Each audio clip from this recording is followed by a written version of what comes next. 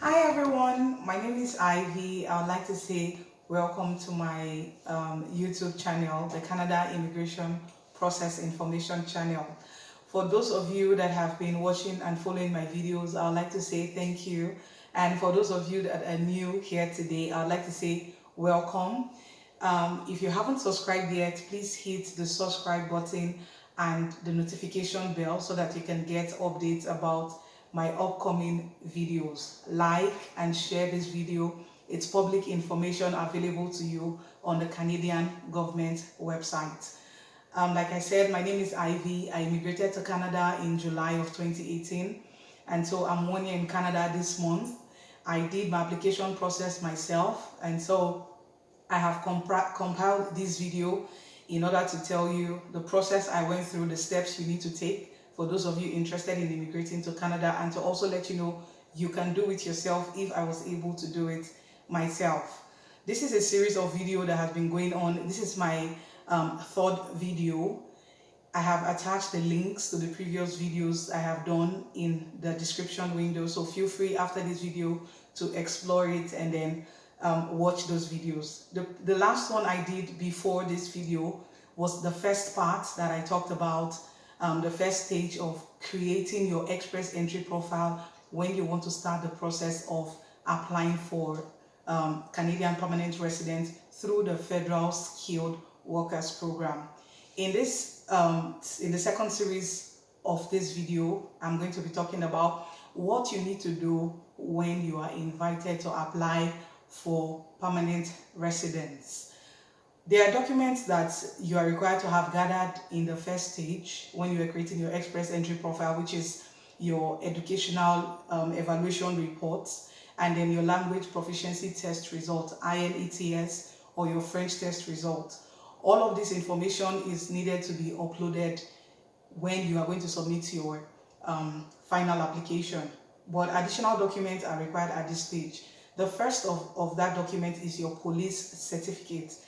Different countries issue police certificate, and so you would have to reach out to the security agency in charge of issuing that certificate in your country. The certificate has different validity periods. So for some countries it's 1 month, for some countries it's 2 months. Inquire the validity period of the country you are in so that your police certificate report is still valid by the time you're submitting your permanent residence application.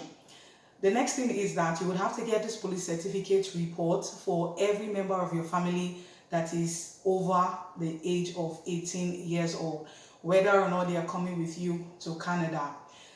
Another thing is that you have to apply for every country you have stayed in the last 10 years for a period of 6 months in a row. So for some of you who have done your master's in a country other than your country and your master's lasted 1 year, you have stayed in that country for 6 months and above, and so you would need to reach out to that country to ask for a police certificate. So in the last 10 months, I have attached the link where you could read up all this information available for you on the Canadian government website down in the description. Another thing you would have to know about the police report is when you're applying when you want to submit your application, you have to scan the original of the police certificate. As much as possible, be transparent in your application. This is because there is a ban of 5 years that comes with misleading information being provided in your application. So be as transparent as you can be. The next document you will need to gather at this stage is your medical examination test. For all of the members of your family coming with you to Canada and those that are not coming with you, as long as you mention them in the application, everyone has to undergo the medical exam test. The government of Canada has a list of panel physicians on their website, or depending on the country where you are, that is approved to carry out this test. So check out the link at the bottom of this video where you would see the list depending on the country that you are in. Once you are done with the test, you would have to obtain an information sheet, print out from the medical examiner, and this sheet is what you would upload when you are submitting your application for permanent residence. You have to arrive in Canada 1 year from the date you carry out your medical examination. So you might want to try as much as possible to perform to carry out your medical exam as close as possible to when you'll be submitting your application for permanent residence. The third thing you have to have in place is your proof of fund. At this stage, you need a document that shows that you have enough money to cater for you and your family when you are coming to Canada.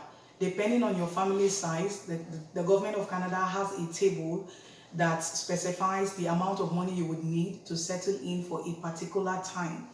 I have also attached that link in the bottom of this video in the description window. Kindly explore to see how much you need to come to Canada depending on your family size. If you have a job offer, you do not need proof of fund. And also, if you are applying through the Canadian Experience class, you do not need the proof of fund. These are the only two scenarios where you do not need a proof of fund. Anything outside that, you need a proof of fund to show that you can cater for your family depending on your family size.